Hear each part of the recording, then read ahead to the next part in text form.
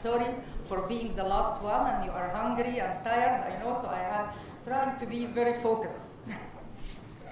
I will talk about community-based education experience in Faculty of Medicine, Suez Canal University. Actually, it is 35 years experience. The topics of the presentation will be briefly about the establishment of the school, the educational strategies, and then I will talk about community-based education and the items related to it. Faculty of Medicine, Suez Canal University, established in 1978 as an innovative school from the beginning, responding to the shortcoming of the traditional curricula spelled in Fayoum Conference in 1978. Our founders are late Professor Zohair Noman and late Professor Asma Taisa. The outline of the curriculum as pre-pathogenesis phase, year 1, 2 years, year 2 and 3 for phase 2, and then the clerkship phase, year 4, 5, and 6. The strategies of the school, on top of them is community-based education, and we'll talk on this in detail. And we have problem-based learning. All our educational, curriculum is organized around educational problems from year 1 to year 6, and the students have to pass by the problem-solving steps. I will not go through this, of course, you know, all of you know about this. Horizontal and vertical integration between basic and clinical science, with the broad base of basic science in year 1 and the broad base of clinical science in year 6. And when we compare our integration to Harden ladder, we found that we are in level 9 out of 11 in the integration. Then we have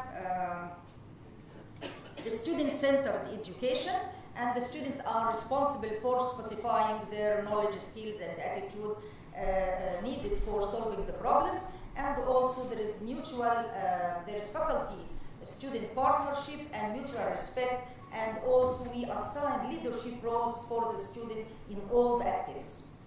The last, the comprehensive evaluation. Of course, our evaluation includes the cognitive domain, the psychomotor domain, and the affective domain. And finally, we introduced evidence-based medicine in 2013. We have this evidence-based medicine, but we included in the problem-based approach in the 6th year, because the students complain they don't feel they are motivated by the problem solving in year 6. So we we changed all the problems in year 6 into evidence-based medicine scenario, and the student has to pass by the evidence-based medicine steps.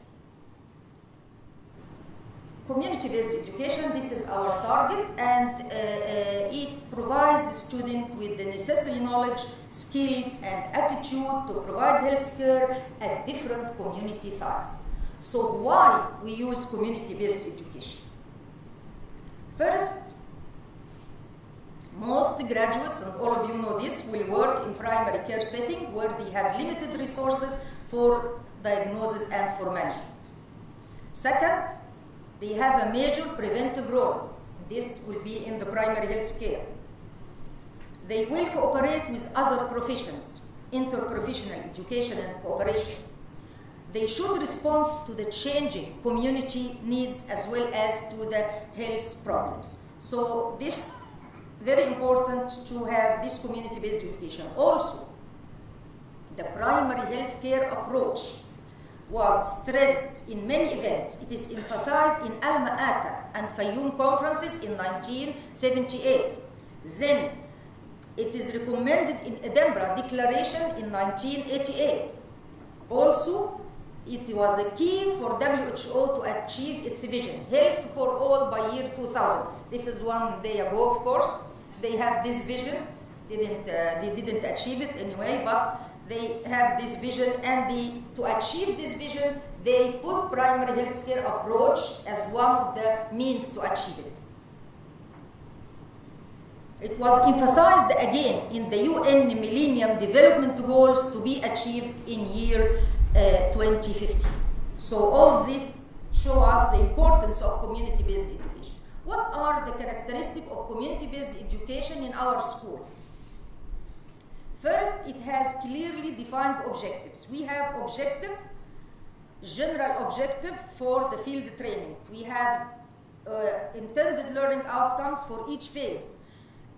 We have intended learning outcomes for each year and for each module and for each week. So each week the student has their ILOs with them when they go to the field training. We have well-planned and organized activities. It starts from year 1 in the school and distributed across the program till year 6. We have these field training activities from year 1 till year 6. It focuses on community health needs. It considers health care of population groups as well as individual persons. Uses active learning methods. We use active learning methods in the primary health care units, as we will see now. They use all the active learning methods. It is the responsibility of all faculty members.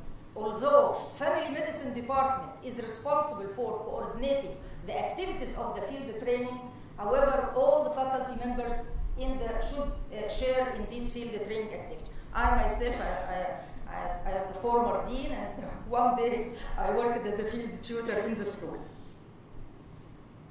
Learning and assessment take place inside the primary health care unit or in the community sites. The activities, we have field work and we have field projects. These are the two main items of the field training activities: field work and field projects. What are the sites of training? The main site of training is the primary health care centers. We have 10 family health care centers affiliated to the family medicine department. They are established, the school established them.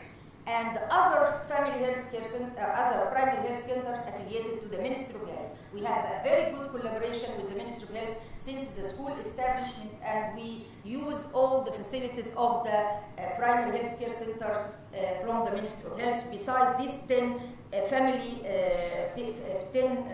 medicine health centers.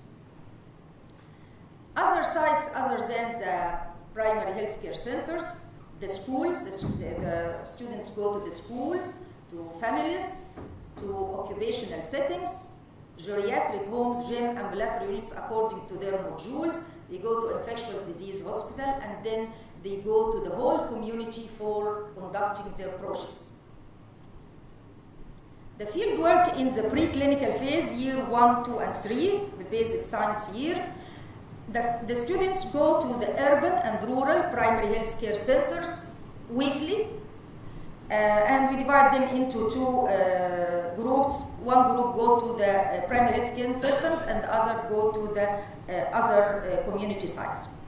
So they go to, in the primary health care center, they go to the relevant parts in the primary health care center to know the structure and function of the primary health care center. They go to the lab, they go to the pharmacy, they go to the outpatient clinic, emergency, whatever in the primary health care center.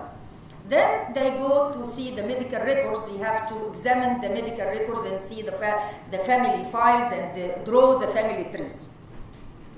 Also, they trained on communication skills and history taking, apply some clinical examination under the supervision of their field tutor according to what they have learned in the clinical skill lab inside the faculty. So if they train, for example, on chest examination in the clinical skill lab, they come to apply this in the primary health care center under the supervision of their tutor. Preventive services, of course, they go to the how to know how to do immunization, and they have to do health education seminars. In their modules about women health, for example, they go for antenatal care, contraceptive counseling. In the module of chronic disease, they do the risk assessment, infection control, and whatever, and then also nutritional assessment, geriatric assessment, and at the end they have to prepare a case study and reflect on it. Outside the primary health care center, we have family visits, and this is a big module for them to do family visits. They made follow-up for the families, every 2 or 3 students assigned for a family, and then they have to go to follow up the family, draw the family trees for them, do the grocery chart if they have children, nutritional and geriatric assessment according to the different age group. They do some simple examination and risk assessment for chronic disease and lifestyle modification. In the school, they do school visits, of course. They assess the school environment. You see the common problems in the school. They do preventive services and health education seminars for the primary and secondary students in the different schools. They go to for selected areas for community diagnosis, and then they do visits to relevant sites, I said before, to the gym or ambulatory visits or geriatric homes or whatever, according to their modules in the school. In the clinical phase, in the primary healthcare center, they have to apply the leadership and management practices to improve the quality of performance in the primary healthcare center. For example, they will take a challenge like hand wash, and they apply the challenge model, the leadership challenge model, to reach to increasing or improving the quality of hand wash with all the personnel in the primary healthcare center. Outside, they visit industrial plants, they visit vet school farms, all for this occupational health and infectious disease hospital. This is our students in the primary healthcare units. Also, they go to the lab, they do simple procedures in the lab of the primary healthcare unit. Now, this is in the health education seminars, and this is again one of our students do health education seminar in a primary school, and this is our tutor observing him. Field projects. The field projects is students are exposed to research gradually, to research concepts gradually. In the phase 1, they study community characteristic, phase 2, community diagnosis, and then go in phase 3 for intervention. These are some examples of our projects, and of course, all the students have to pass by this project. At the beginning, we have a batch project, and they have to present it at the end, but now we change it into group projects. We have many projects for the student, and some of our students publish their research in international journals. Student assessment, we have, of course, formative and summative assessment. In the field work, we have logbook for activities, and we observe this logbook using a checklist and a discussion with the students. E-reports for seminars. For every educational seminar, the student has to send an electronic report for the tutor to rate it. Clinical exam, observation of the process using rating scale, also on some patients. At the end, OSCE for an integrated OSCE in the family for year 4 in the module of maternal and child health. In the field of projects, we have a batch or group project, public presentation and discussion for the project with a checklist, and contribution of each student is evaluated through submitted periodic reports, and the graduation project has a checklist for evaluation, and there is written exam. We have a subject among the other subjects like anatomy, like histology, called the projects, and it has grades, and the student has to pass by this subject. This is the community-based education. So we'll talk about 2 important related items to the community-based education. One is social accountability, and the other one is interprofessional education. These are very important items related to community-based education. The social accountability, and this is the definition of the WHO in 1995, and it is the obligation of the medical schools to direct their education, research, and service activities toward addressing the priority health concerns of their community, region, and or nation. And these concerns are to be jointly identified by all stakeholders. This, I don't know if Dr. Rashad is here, but the WHO maybe 2 or 3 years ago invited all the medical deans and we went to the WHO office, and they present for us a seminar about social accountability, and one of the key figures, Dr. Charles Boulin, was there, who presented to us the importance of achieving this social accountability. We wanted to know if we are socially accountable or not, so we published a paper about is our medical school socially accountable, and we compare our program with the social accountability standards. And we, Dr. Charles Boulin shared us in this publication, because we don't want to be biased by our thing. So we asked him to share us in this publication. The conclusion of this social accountability, we found that we comply with many parameters of the social accountability. However, we still need more work on some items. The most important items are we still need more involvement with the Ministry of Health in identifying the social determinants of health and the strategies of addressing them. Second, we need to measure the impact of the school on the community health. Of course, this is a very difficult thing, but we will try to do it to see our impact on all the community of Suez Canal area and Sinai, which we are helping them and servicing them for these 35 years. The interprofessional education this is the definition, occurs when one or more professions learn with, from, and about each other to improve collaboration and the quality of care. This is a big item now in all the medical education conferences all over the world. The interprofessional education and the collaboration, how people are learning together, are working together from different professions, nurses, pharmacists, dentists, and whatever. So we also try to see how we are close to this interprofessional education. And also we publish a paper about integrating interprofessional education in the community-based education activities, and our conclusion was our interprofessional education produces collaborative physicians who are familiar with the role of other professions and can work in synergy for the sake of better patient care and community health services. Interprofessional complete module or more interprofessional education objectives should be added, so we have to do this. And also we need coordination with the stakeholders from other health professional education institutes like faculties of dentistry and faculty of pharmacy and nursing. We need to do more collaboration with them.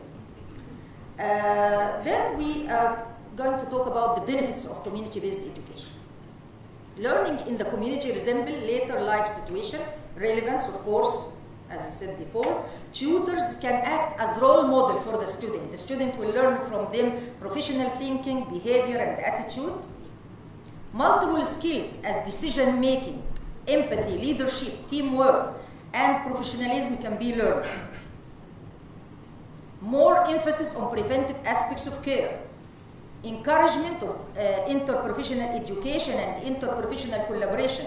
Strengthen faculty role towards society, and this is again the social accountability.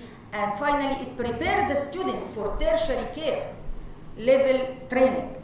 And this was the opinion of our student in if the skill lab and community-based education prepare them for the tertiary care. And we find that between 91% and 97% of the student, and this is the faculty, agree that they prepare the student for the tertiary care. Challenges of implementing community-based education, uncooperative attitude of some primary health care physician. Of course, we have some primary health care physician related to the Ministry of Health have some conflict with us, but we'll try to solve this one by one. Some transportation difficulties because we need cars to get the student to the different places, and we have a problem with buying cars. Of course, all of you know this.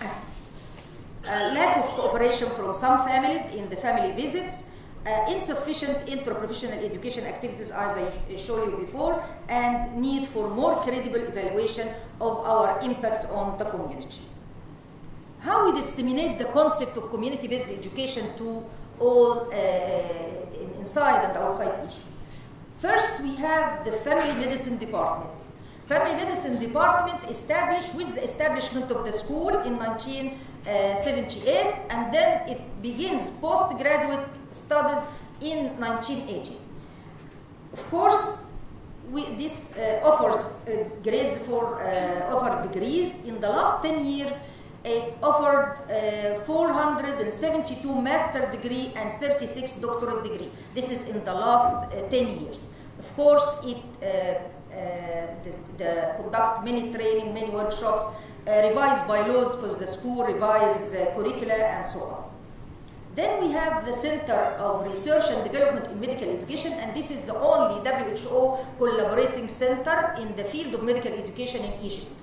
We are among the 5 centers in the Mediterranean region. This center, CRD, conduct many training, and in the last 10 years it conduct 100 national and 30 international, 2,700 participants attended. We have modules and workshops mainly on community-based education and primary health care activities and family medicine activities. Then we have the clinical epidemiology unit, and this is mainly responsible for the research and helping the student in their research projects. And then medical education department established in 2001, and this has, besides giving master and PhD, it also have a distant learning modules, master degree between us and Maastricht University, and the diploma for the Egyptian. So also this distant learning module have a specific module in community-based education. All this disseminate our concepts of community-based education. What is the national impact? Collaboration with the Ministry of Health on top of them, of course. And in 1999, there's a big workshop was conducted in Faculty of Medicine with collaboration with the Ministry of Health and WHO and Supreme Council of Universities. And it gives more emphasis on the role of family physician in the national healthcare system. The main proportion of family physicians in Egypt have graduated from Faculty of Medicine, Suez Canal University. Establishment of family medicine department in some medical schools, and we consider this as an impact for our family medicine in Menofia, 1998, in Cairo, and then Ain Shams, and then Al-Azhar, and lastly the Gazette. Of course, our school helped all these schools by our bylaw and revising their curriculum.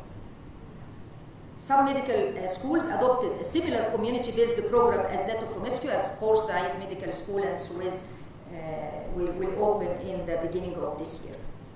Contribution of our family medicine staff, of course, in the establishment of the Egyptian fellowship program, and regional impact enrollment of graduates from other countries, contribution in the Arab Board of Family Medicine, sharing in the establishment of family medicine department in Hadramaut University in Yemen, and sharing in upgrading family medicine department and the curricula in Arab countries like Emirates, Qatar, and Saudi. Thank you. I'm sorry for this long presentation.